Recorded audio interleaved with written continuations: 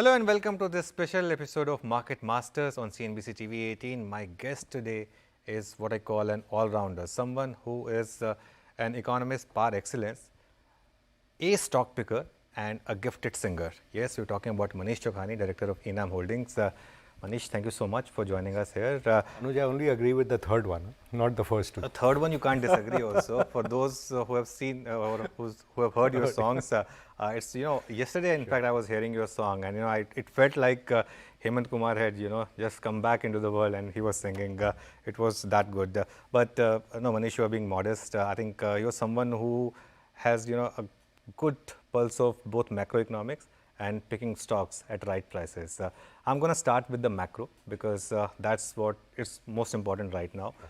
We have had an election in which the market, in the end, perhaps got what it wanted, but there was a bit of a scare. Of course. So how did you read that outcome, and does that change anything for the market? No, the markets already voted that they think it now is continuity. And while the outcome wasn't what the market expected, I think the market had baked in that there will be at least a simple majority of the ruling party and the NDA will come back with 300 plus.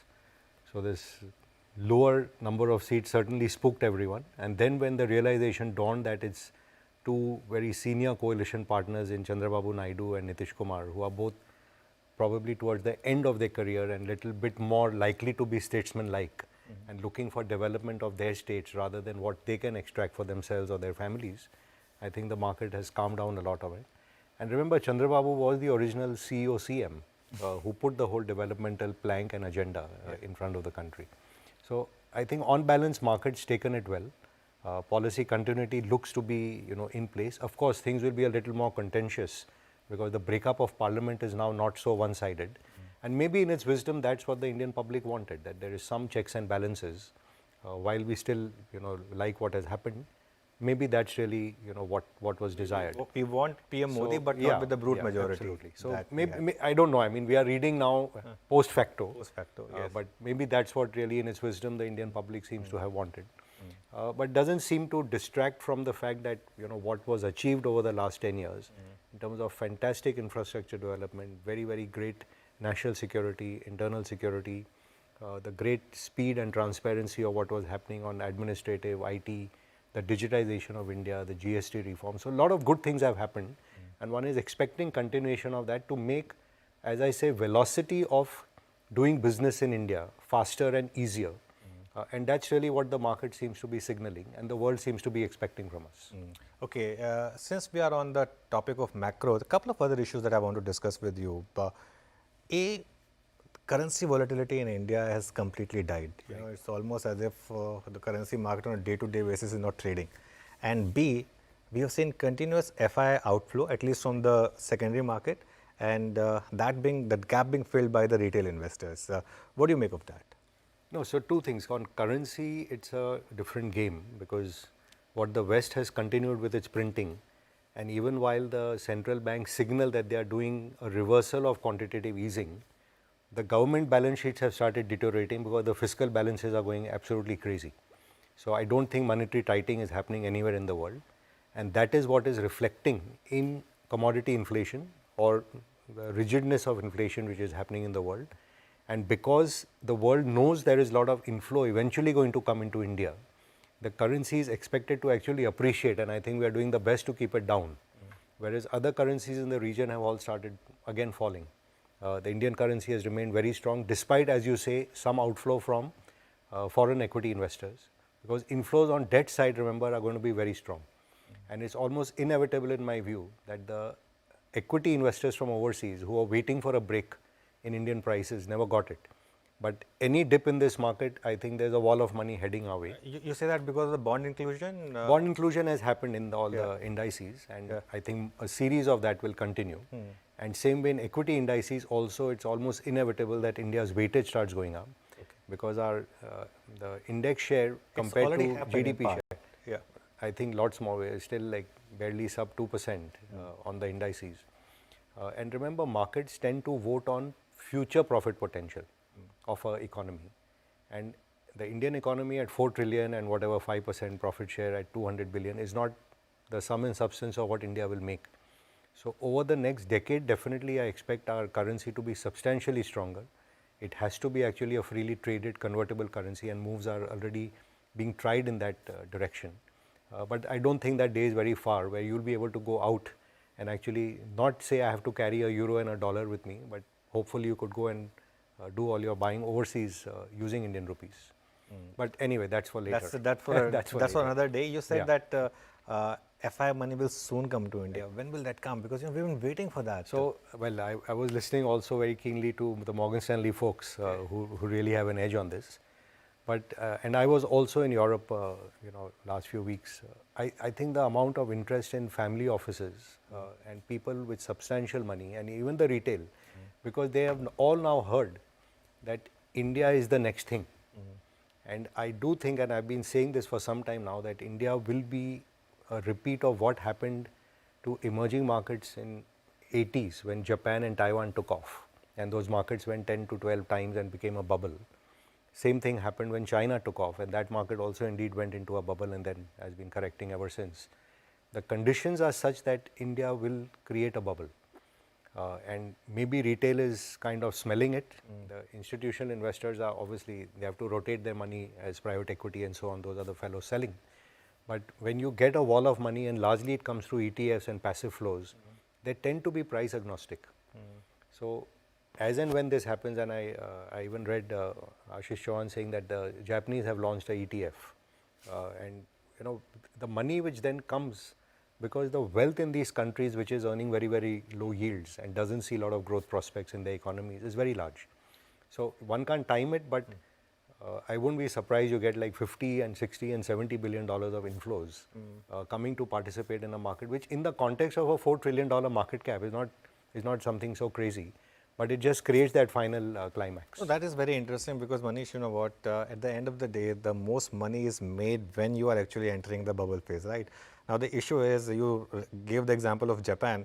Japan never touched its highs for 40 years. That's right. So are you saying that in next 5 to 10 years, we could be headed that way, that we have the index going up maybe 8, 10 times, and then So for many years creates see, a that's both a, how do I say it, it's a opportunity as well as a fear, that the country needs to absorb that kind of capital to use it to grow.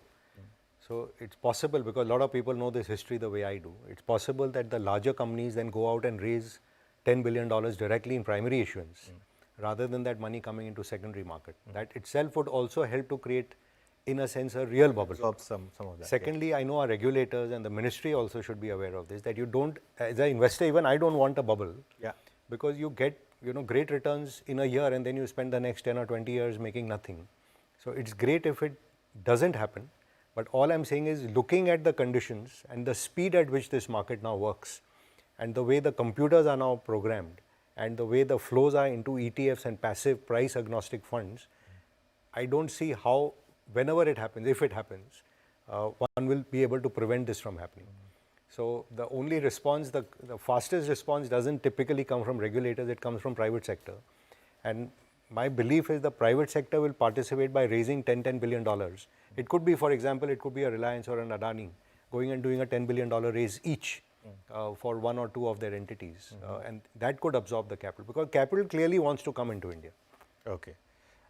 What about retail? Because we, all through the 2000s and early 2010s, the belief was that retail always comes in at top. Right. And this time it's been different, and refreshingly different. But it's even been a top now. So it's rising top, rising bottom. So why do you say retail has come at the top? No, I'm saying this time it's different, because retail has managed to not only come at good levels, but stay put. And the best example was the verdict day, when you saw so much buying by retail. That's right. Yeah, that's actually true what you say, that on the day of verdict, maybe the foreigner was very excited that if things go a bit awry, we can get invested into India. Because by and large the country will go on its trajectory. And retail didn't give you a chance, because that money just quickly came in. So you're right in what you're saying. And therefore, as I say, if retail doesn't let up, and it doesn't look like it will, the domestic money anyway doesn't have anywhere else to go. It will, the domestic as in family offices and so on. And the foreigners are very anxious and desirous of coming in. So anytime they see a small break, or with some passage of time, you see that money coming in and there's only buyers from all three sides and there's no seller. That's what I call the conditions for a bubble to get created. Which is why I think it's likely. I hope it doesn't happen because bubbles, while they are exciting on the way up, they are devastating on the way down. And then the aftermath is very, very bitter. So I hope it doesn't happen. But we are still some distance away from that. So Anuj, what's happened is small cap, mid cap have actually experienced a bubble because some of the prices are just fantastic. I don't think we are already in I bubble think in some small of cap? those prices people will not see 10 years later. The companies will perform. Don't get me wrong. I'm bullish on our economy. I think we get to number 3, and eventually in this century we will be number 1. We will be the largest economy in the world. I also feel there is money to be made in our markets over a decade. We make 3 to 4 times on the index every decade, depending point to point. But if from this point you think on mid cap, small cap, you have to make money, you have to think of a decade ahead. I don't think over the next 3, 4, 5 years, you should be thinking I'm going to make this kind of return here. The index, however, and why we are still okay, is the index constituents haven't really participated. So the larger ones, as I said, the Reliances, the IT, the banks in particular, they haven't participated in this. And that climax finally when foreigners come in and they have to deploy large money, it typically comes into the top 100 stocks. And that's when you finally get the parabolic rise. No, that's the paradox, right, Manish, right now, because for an investor, you might be thinking an HDFC Bank right now perhaps represents a far better value than, say, a defense stock or an EMS stock. But, an EMS stock has still given you 30% returns in 3 days, and an HDFC Bank is still where it is. So, how do you make that decision in that case? So, look, if I look back 3 or 4 years ago, I remember on our shows we would talk about exactly EMSs or PSUs and so on, and they were dismissed that the these hated are space. inferior businesses, not good businesses and so on. And it's from those spaces when the earnings get delivered and the surprise comes that the P also changes. So you got a double effect in all the spaces that we talk about. PSUs in particular have led actually this rally. Power, infrastructure, real estate, which were the hated stocks of the last cycle of 2008, have actually led in this rally because in cyclical upturns, these are the types of companies that perform. Having said that, as an investor, you should always be thinking what's the hated space in the market today, not what was great yesterday or 1 year ago or 2 years ago. So from that perspective, again, I draw back to history. Infosys was a great business in 2000. The stock did not perform for 10 years. The business did brilliantly well. The stock did not perform for 10 years. Prior to that, Hindustan Lever has experienced it, where the stock did not perform for 10 years, from 98 to almost 2007 or 8. And similarly, Reliance also, which had led the 2007 bull market, did not perform for 10 years and then it quadrupled in this last period. Yes. So a lot of these companies, as I say, they have done well, they will continue to do well, but the stocks may actually not do as well in the coming few years. That gives you a chance, if you indeed want to rotate, to go into something which is a little bit more hated today, because if this market is going to continue climbing, it's a rotational market. It's not only a sector which can lead. It will keep rotating from sector to sector, and therefore the final climax has to be made where people haven't participated. And the largest money, in a sense, has to get made in financials, because that's where the bulk of the index weight is also. All right. Well, let's do one thing. Let's take a quick break. We'll come back and resume this conversation with Manish Chokhani.